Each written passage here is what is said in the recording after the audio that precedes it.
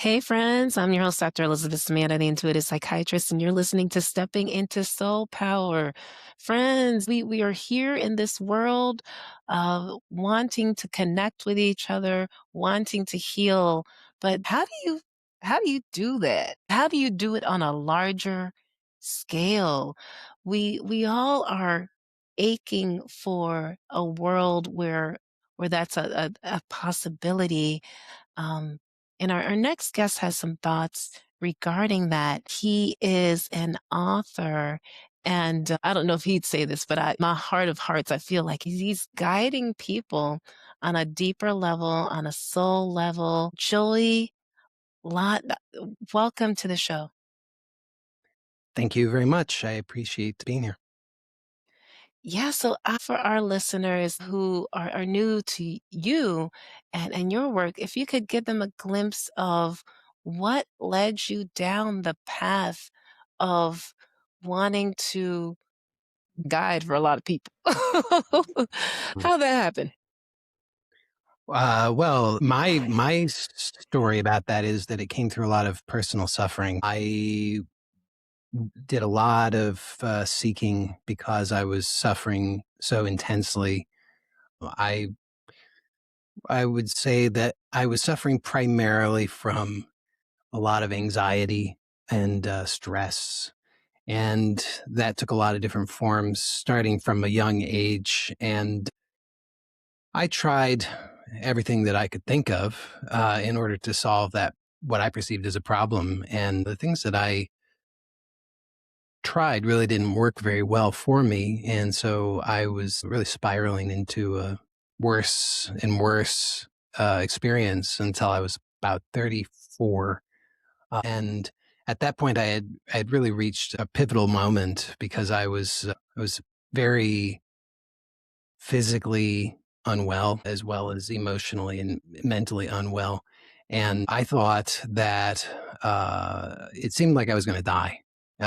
And so I finally had to get a little bit more real about things and get down to brass tacks instead of the desperate attempts that I had been making prior that to solve my problems. And I had to actually figure out, what is the real problem? What is it that I'm really dealing with? Which seems like a really obvious question to ask at the beginning, but it didn't occur to me to ask that question until I was at the end. So I really took a deeper look at what it is that I was really dealing with. And it was through that I began to actually find a new way of living. And so it was through that experience and that transformation, that personal transformation, that I uh, came to share the things that I share with people. I certainly didn't set out to, I call myself a coach. I didn't set out to be a coach. I really didn't know what I wanted in life, but that was not something that I had thought that I wanted, but it came through. That was something that was of such tremendous value for me to discover what I discovered, that was transformative for me, that it has been very natural just to share that with other people. And so that's the source of what it is that I do. Nice. Well, I want to go dig a little bit deeper. What was the real problem? Well, I would say that the biggest, I'll simplify it and say this: the problem was, and it seems to always be, that I was, and to any extent, if I do, try to avoid my own actual experience. So I was Mhm. desperately trying to avoid my own experience, and by my own experience, what I mean is the direct experience, what I'm actually experiencing. Primarily, I would say feeling. I Mm. was really just trying to avoid feeling, and there was a point I would have done anything, anything at all to avoid that. And that was killing me. Mm. I think when I hear that, it resonates because I think that in our Western society, we suppress it, like, it's ingrained. It is ingrained in how we respond Yeah. to, especially feelings of sometimes sadness or anger, or like there's a lot of suppression going on. Sometimes we don't even have time to feel because there's so much going on. Yeah. Yeah, I agree with that. I mean, I think that it's systemic, really, I think, which is what I think you're pointing to there, because when I was growing up, the message that I got was learn these things, pick something among these topics, these subjects that you're going to dedicate yourself to so that you can then have a career, so that you can make some money, so that you Mm, can just keep this whole thing going. And that was it. That was pretty much the whole story that I got from that. And at no point in there was there any room for or any invitation to know myself, mm. to be honest with myself and other people. It involved a lot of pretense and a lot of misery, basically. And so I agree with that assessment that it's really not something that's encouraged. And that's a big part of why it is that I do what I do now, because I want people to know that that is not only an option, but I think it's really a necessity to actually slow down and take the time to be aware of ourselves and to actually allow ourselves to be and to experience whatever it is that we're actually experiencing. Let's get into that. Tell us, how do you see it as a necessity? Well, um, because otherwise, so from my perspective, I speak to two levels here. So one is from my own experience. It just does not work for me to do it any other way. That's why I call it a necessity, because otherwise I'm going to be miserable.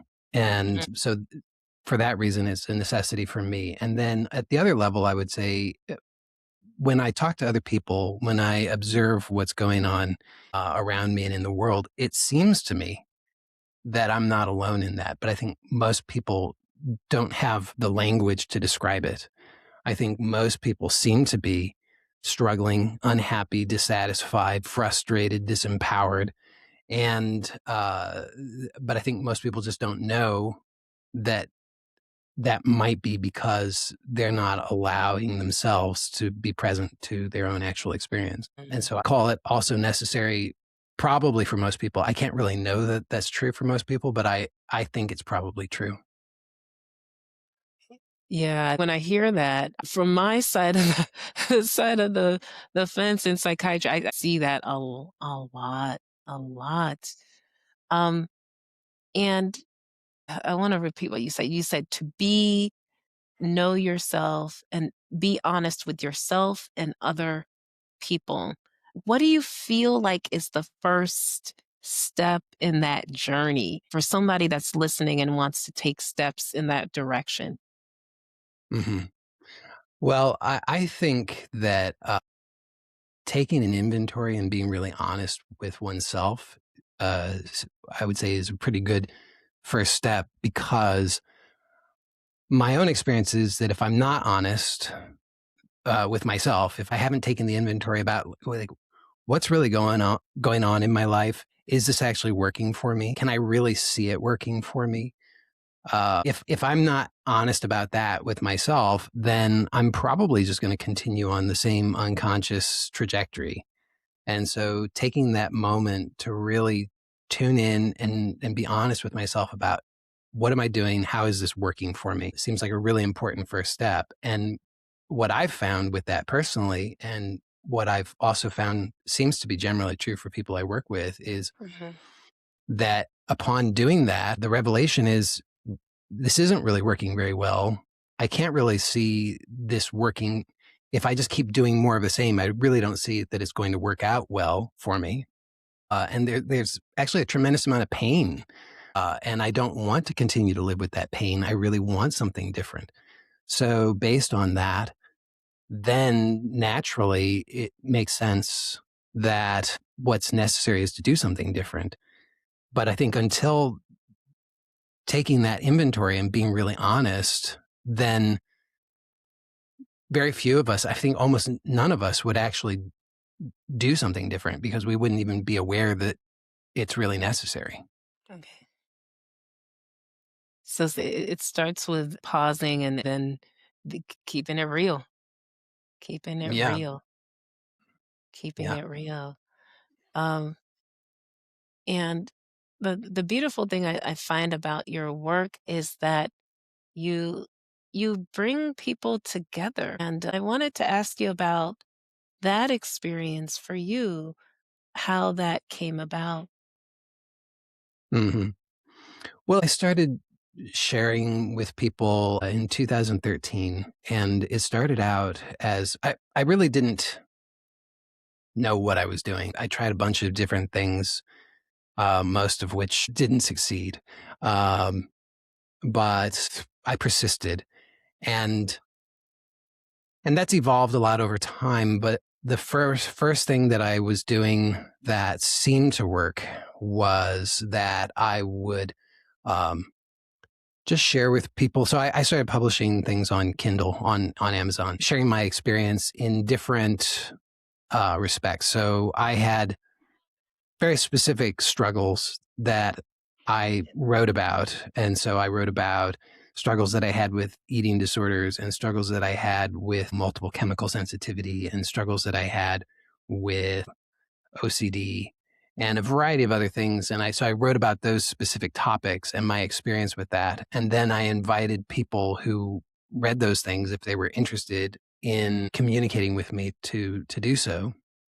And then through that, I started just offering coaching services, initially just for free because it was very experimental. And so I just offered that as a free service to people. And and over time, I learned a lot, and I think people got a lot of value from that. And so that evolved over time as I had more and more experience to draw upon, to know what's working and what's not working. And that's now evolved to a point where I have a community of people who have, over these years, grown interested in what it is that I'm sharing.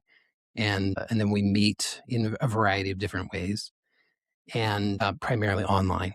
And um, so it was more like one to one focused at first. And I still value that a lot. But over time, that's evolved to more of a group focus, because I find that there's something that happens in a group that is kind of magical. I mean, it can Yeah. happen in one to one as well, but in groups, it's like there's an intelligence that is in this operating in the group that can work through everybody in the group to everybody's benefit. And so people can ask questions. And within the group context, if a person asks a question, what I usually find is that that question that one person will ask will also be very helpful for other people in the group, but the other people might not know to ask the question. So being there in the group offers that. And there's just a lot that can happen in groups. So I'm very interested in groups at this time for that reason.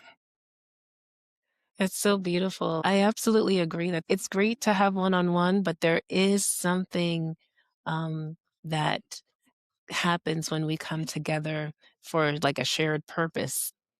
And I wonder um, about, because it sounds like you've used in person, online, uh, different formats. What do you think are the benefits for each type? Um, yeah. Well, so I mean, I very much personally, I prefer in person group events, particularly if they are outside in a natural setting. I think that's very wonderful in a lot of ways. And that's my personal preference. I think that that offers something, I think that offers the maximum benefits. And I find it hard to replicate that in any other way. But doing something like that has, I think part of the benefit of that is that in order for people to come together in the same location, requires a level of commitment on the part of all the people. And so I think that contributes to the magic that takes place there because of the level of commitment. Mhm. But because that level of commitment is can be challenging to find enough people who have that level of commitment, then organizing those kinds of events can be challenging. The so online events are much easier to organize. It's much easier for people to make that kind of commitment to show up in a Zoom meeting for an hour or 2 hours or something like that, because there's no travel involved or any of that kind of thing. And so those are most of what I do. And I think that that's somewhat kind of a happy medium in a way, because it's doable. And so I appreciate that. I think what I found is that when people are willing to commit to showing up regularly, Mm. then that also allows for something to occur that doesn't happen when people don't make that longer term commitment. Not that really wonderful magical things can't happen in a short amount of time or with just a one-off meeting, but I have found that oftentimes the longer term commitment over a longer time frame allows for a lot to unfold that wouldn't happen otherwise. So that's beautiful, like, the regularity or the frequency and, um, that people connect, and you made a lot of great points. Outside and in person is there's something about nature within itself is so healing, Mhm. and when you get people together for that particular purpose, I think great things can happen. I'm gonna ask you to dream a little bit, and I'm gonna ask what would you like to see? Like, some people would say that right now people are in their algorithms and people are in their own little worlds. And I wonder how could we collectively come together or engage with each other in a larger group setting? Well, yeah, that's a really good question, and I don't know that I have any good answers to that, but it's certainly something that I've been thinking about, because you said dream, and Yes. that is part of my dream, because I feel like the algorithms are I'm not convinced that the algorithms are really acting in the best interests of humans. And so I'm personally very reluctant to invest more into algorithms. And it seems like that's the trend, is to chase algorithms and to invest more in algorithms and try to game the system to be able to reach people through algorithms. But that doesn't particularly interest me, because I don't really think that that's not part of my dream. So I'm really interested in inviting people to dream together, because I think part of the algorithm world, or the algorithm story, is that the algorithm needs to be is constantly being fed by the people who are utilizing it, but then so much energy is going to that instead of to energizing the dreams of the people. And so I'm much more interested in giving that energy to the people and to their dreams. And so I don't really know what that is. I don't know how exactly that works, because I, like many of us, I think, have gotten kind of sucked into that algorithm world over however many years it's been now. It's been a long time. And so I think to start to dare it sounds crazy, but to dare to step outside of that Woo. is kind of a radical act in a lot of ways. But I don't really know exactly how that works now. But I guess to me, it starts with just having the intention and Mm. then trusting in that. So for me, that intention comes as a vision, as a dream, and then I continue, because I feel a connection to it. I feel like an internal yes to it. I feel enthusiastic. I feel alive. I feel happy. And so then I continue to give my attention and energy to that. without knowing in advance how it's going to take shape or having any kind of guarantees about it. So for me, it's very much in its infant state. I really don't know what it's going to look like, but I'm just at that stage where I felt normally I'm a fairly private person. Yes. And so it's not, I usually don't speak about these kinds of like dreams and visions, but I've recently been inspired or guided, I guess you could say, from within, prompted to do so. And so I've been taking some little risks in that regard. And I really don't know where that's going, but I trust in that process. Ah, it's lovely. I loved what you said something. You said you are you're setting the intention and inviting people to dream together. I love that invitation. I love that invitation.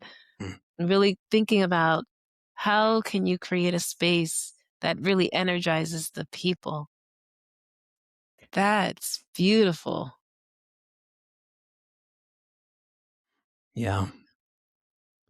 Do you have any thoughts about that? Like when you think about creating a space that energizes people, do you have any thoughts about what that might look like? I think that there could be hybrids, right? Like I think depending on the process of or what you're hoping to accomplish. I do believe there is something about um, starting with a group of people and maintaining that your relationship evolves as you continue on, and the group evolves. The relationship, the group evolves, and there's something beautiful. I don't know if you're familiar with brain heart coherence, and there's a thing of there's group coherence, Hmm. and when you practice together that gets stronger when Hmm. people really know each other or are bonded. You can do powerful things. So I think it kind of depends on what you're trying to accomplish. I envision hybrid things. Like for me, there can be a lot of reasons why people can't meet online or meet in person, but giving people different options so that they can actually make it. That's why I say hybrid. Hmm. But I'm not sure either. But I love the intention. I will share in that intention. I'm gonna put some Hmm. energy in that. Like, yes, we doing it. Good. Yeah. Good. Well, I mean, I think that's the beauty of just sharing these things is that then maybe other people start to like you start to have some enthusiasm for it. And then who knows how that will take shape over time. Yeah, yeah. I think being there are a couple things you said that are really having that strong intention, being open to see how it evolves, and trusting in the process. Those are really important things. There's individual healing that we do on our own, and then there's group healing.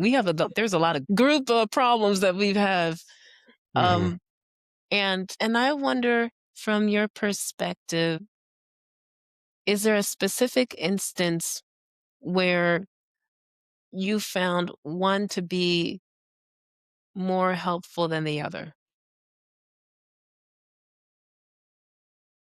Well, I think they really go together.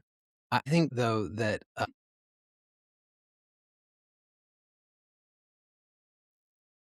yeah, I think it's either almost impossible or it is impossible to really separate them out. And it's difficult to know for me to have a sense of like a rule for which one is more important in any specific scenario, because I think it really depends. For me personally, I really needed to start with focusing on personal healing. That was Mm. really essential. But then what happened for me was that I realized that, well, let me just say why. Because I was so much I was really in a victim mindset. Uh, I, I didn't, I wouldn't have known, I didn't know that then, and I wouldn't have admitted it if somebody had pointed it out to me. But I was very much in a victim mindset. And so because that, I thought that the problem was outside and the solutions were outside. Mm, And I really needed to take responsibility and own my part in my own healing. That was essential for me. And so I really think that that was a necessary first step. But then that reached a point where um, I there was only so much that I was going to be able to do on my own or for myself. And so I reached a point where I needed to be willing to start to engage in a group healing process. mm. And for me, that needed to be, as I say, I needed to take the first step of the personal responsibility, because I needed to have that as a foundation in order to be able to make meaningful steps in terms of group healing. But there are other people and at other times where I think it could be the other way around. I think there might be some people who really need the support of the group healing before they're going to be in a place where they're ready to be able to do personal healing. And so I think both of these go together. And that's why I'm very interested in this question of how do they go together? And because I see them as mutually supportive, and I'm really interested then in how does that happen, and what role can I play in that, and how to engage others in that in a meaningful way. Oh, this lovely. I think you're right. I think you are right that they both go together. There is, this concept, it's an African concept. I don't know if you've heard of it. It's like Ubuntu. I might be pronouncing it wrong, but where in Africa, I'm not gonna generalize it. Some parts of Africa, the healing takes place in a group. Like, you don't there's no therapy. They're like, "No, the whole Mhm. family needs to be there." Mhm. So I see the utility in what you're saying, and how maybe just making it open to the individual to kind of figure out for themselves, like, how they wanna navigate that. You have been, just such a pleasure to talk to, and I know that people are gonna wanna connect with you. How can they do that? Well, I think probably the easiest way would be I have a free short guide that I call the Real Transformation Guide that people can get access to. And that's available at my website at joeylott.com. It's JOEYLOTT.com/RT for Real Transformation. And that just gives 5 of the main, most important points that I have personally found to be helpful for producing real transformation in life. And they're very accessible to anybody. So that would be probably the easiest, most valuable way that people could get in touch. Wonderful. Well, Joy Lot, it has been a pleasure to have you on the show. Thank you very much. I've really enjoyed this. Uh